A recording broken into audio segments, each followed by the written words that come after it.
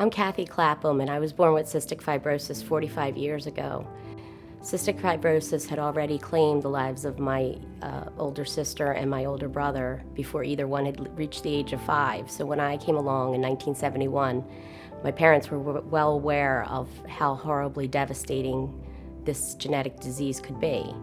My husband and I met in our late 20s. We were both doing theater. I was more the performer and he's more the tech guy. Because we were a little bit older, we wanted to right away start a family.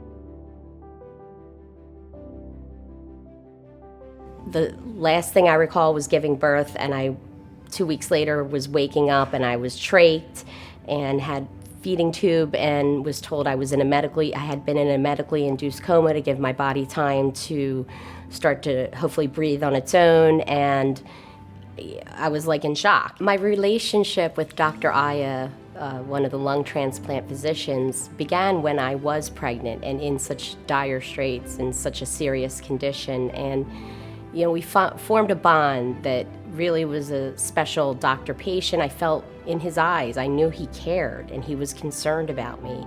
And that meant the world to me. So she came into the hospital in November 2014 and left the hospital in February 2015. She still had a long way to go. Even when she got home, she had to get stronger, she had to feel better, and she needed some time to be a mom. I had an oxygen tubing that, you could follow me around the house with it, and my twins were teething on it, and it was kind of funny, but it was sad at the same time, and it was obvious this wasn't motherhood to me. So a double lung transplant was really the only option that I could do at this point, so I could be a mommy to those babies. Our job was to get her well enough and strong enough so that she could be a transplant candidate. And then once she's a transplant candidate, get her on the list and make sure she's healthy enough for lung transplant through that period of time. So it really is the efforts of lots of different people on our team with the patient as the center of that team.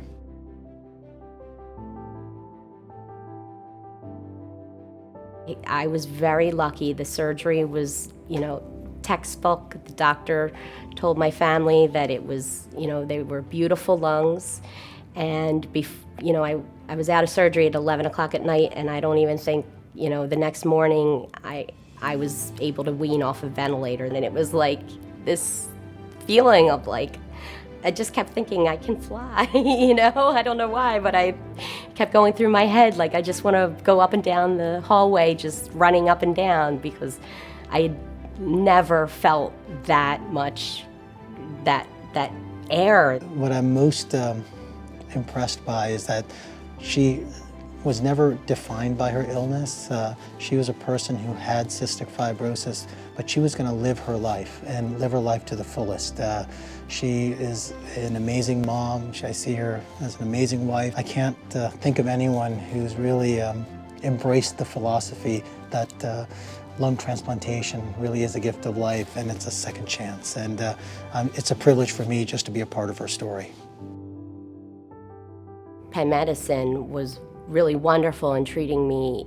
They give me the hope to say, okay, well, that's 10 years, but now we're going to go another 10 and another 10 and another 10. There's no limit on how far you can go, and that inspires me, and I hope I can inspire others to know that it is possible, and to have that life you wanted and that health you wanted is possible.